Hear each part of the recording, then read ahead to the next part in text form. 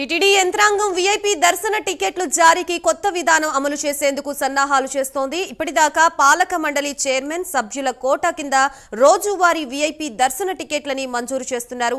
దీనికోసం ప్రత్యేక సాఫ్ట్వేర్ వినియోగిస్తున్నారు. ఇదే తరహాలో ఆంధ్రప్రదేశ్, తెలంగాణ ప్రజాప్రతినిధుల కోటా కింద వీఐపీ దర్శన టికెట్లను జారీ చేయాలని భావిస్తున్నారు. వైకుంఠ ఏకాదశి పర్వదినం సందర్భంగా జనవరి 10 నుంచి 19వ తేదీ వరకు వైకుంఠ ఉత్తర ద్వార దర్శన టికెట్లని జారీ చేయనున్న నేపథ్యంలో ప్రజాప్రతినిధులు వారి కోటాని కేటాయించాలని నిర్ణయించారు. తెలంగాణ ప్రజాప్రతినిధుల సిఫార్సు లేఖల్ని ఈ నెల 20వ తేదీ తర్వాత అనుమతించాలని టీటీడీ అధికార యంత్రాంగం నిర్ణయించింది. ప్రస్తుతం ఇదే అంశానికి సంబంధించి మనకి పూర్తి సమాచారం అందించడానికి మా ప్రతినిధి సునీల్ లైవ్ ద్వారా సిద్ధంగా ఉన్నారు. సునీల్. రైట్ గాయత్రి, మొత్తం మీద నూతన సంవత్సరం అయితే కొత్త విధానాన్ని టీటీడీ ఏదైతే శ్రీకారం చుట్టిందని చెప్పొచ్చు. ఏదైతే ముఖ్యంగా విఐపి దర్శనాలకి సంబంధించి ఎక్కువ అధిక లెటర్లు వస్తున్న నేపథ్యంలో ఎక్కువ సిఫార్సులు వస్తున్న పరిస్థితి అయితే ఉంది. దీనికి సంబంధించి కుదించాలనే ఉద్దేశంతో ఏదైతే ఈ లెటర్లకు సంబంధించి అంటే ఒకే ప్రజాప్రతినిధి కావచ్చు, ఒక మినిస్టర్ స్థాయి వ్యక్తి కావచ్చు, మరోవైపు బోర్డు మెంబర్ అంటే టీటీడీ పాలక మండలి సభ్యులు అంటే అధిక లెటర్లు ఇస్తున్నారని చెప్పేసి ఏదైతే అంటే ప్రజలకి ఇస్తున్నారనే ఉద్దేశంతో వారికి ప్రత్యేకమైనటువంటి సాఫ్ట్వేర్ రూపొందించి ఆ సాఫ్ట్వేర్ ద్వారా వాళ్ళకి ఎటువంటి కోటా అంటే టీటీడీ ఏ విధంగా వాళ్ళకి కోటా ఇచ్చిందో ఆ కోటా విధానాన్ని వాళ్ళు ఆ ఆన్లైన్లోనే వాళ్ళకి టికెట్లు జారీ చేసే విధంగా ఈ టీటీడీ ప్రత్యేక సాఫ్ట్వేర్ అయితే ఏర్పాటు చేసింది.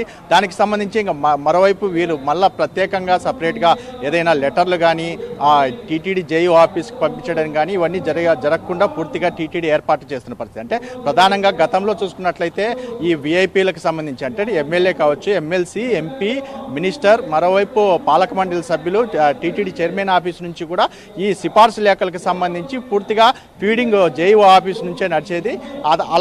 ఆ విధానాన్ని లేకుండా నేరుగా ఏదైతే వారికి ఎటువంటి కోటా ఇచ్చారో ఆ కోటా అక్కడి నుంచే వాళ్ళు అక్కడే ఫీడింగ్ చేసి వాళ్ళ పేర్లతో ఏదైతే ఈ టికెట్ని అయితే జారీ చేసే విధానాన్ని ఏదైతే సాఫ్ట్వేర్ రూపొందించినట్టయితే తెలుస్తోంది. దానికి సంబంధించి ఇప్పటికే టీటీడీ దీనికి సంబంధించి నిర్ణయం తీసుకుంది. మరోవైపు తెలంగాణ ప్రజాప్రతినిధులకు సంబంధించి చూసినట్లయితే ఎంపీ, ఎమ్మెల్యే, ఎమ్మెల్సీలకు సంబంధించి వచ్చే ఈ నెల 20వ తేదీ పైన సిఫార్సు లేఖలు అనుమతిస్తామని చెప్పేసి ఇప్పటికే ఏదైతే టీటీడీ తెలిపింది. ఎందుకంటే ఈ జనవరి 10 నుంచి 20వ తేదీకి వైకుంఠ ద్వార దర్శనాలు ఉండడంతో ఈ సమయంలో సిఫార్సు లేఖలు స్వీకరించబడవని చెప్పేసి ముందుగానే టీటీడీ తెలిపిన పరిస్థితి అయితే ఉంది.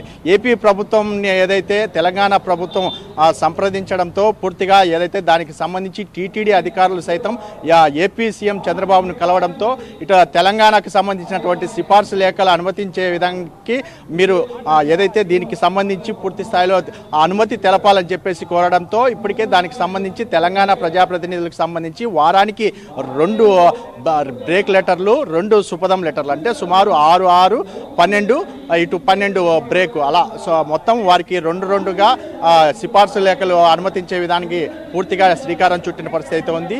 ఈ నెల 20వ తేదీ పైన నుంచి పూర్తిగా తెలంగాణ నేతలకు సంబంధించినటువంటి లెటర్లను అయితే పూర్తిగా స్వీకరించే అవకాశం ఉన్నట్టయితే తెలుస్తుంది.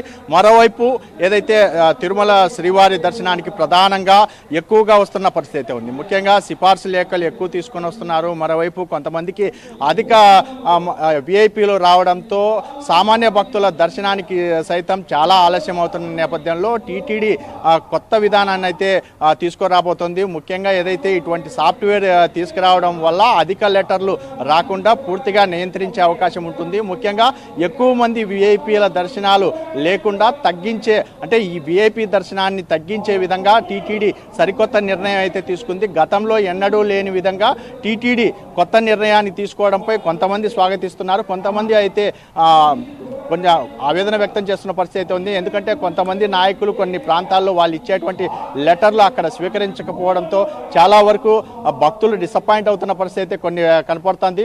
మరోవైపు ముఖ్యంగా దర్శనానికి సంబంధించి చూసుకున్నట్లయితే సామాన్య భక్తులు రాత్రంతా వేచి ఉదయం కూడా దర్శనం కాకపోవడంతో సామాన్య భక్తులు అక్కడ ఆందోళన చేస్తున్న నేపథ్యంలో ఇప్పటికే టీటీడీ సరికొత్త నిర్ణయం తీసుకుంది. ఎక్కువ లెటర్లు రాకుండా రోజుకు గతంలో చూసుకున్నట్లయితే 3-4 వేల టికెట్లు ఒక విఐపి సిఫార్సు లేఖలకి సంబంధించి టికెట్లు కేటాయిస్తుంటారో అటువంటిదే ఆ అన్ని టికెట్లు కేటాయించకుండా పూర్తిగా ఈ విధానాన్ని టైమింగ్ని పూర్తిగా తగ్గించే విధంగా పూర్తిగా టీటీడీ సరికొత్త నిర్ణయం తీసుకుంది. మరోవైపు వైకుంఠ ద్వారాల దర్శనానికి సంబంధించి ఎటువంటి సిఫార్సు లేఖలు స్వీకరించబడవు, దయచేసి ఎవరు సిఫార్సు లేఖలు పంపవద్దు అని చెప్పేసి టీటీడీ కోరుతున్న పరిస్థితి ఇక్కడ నెలకొంది.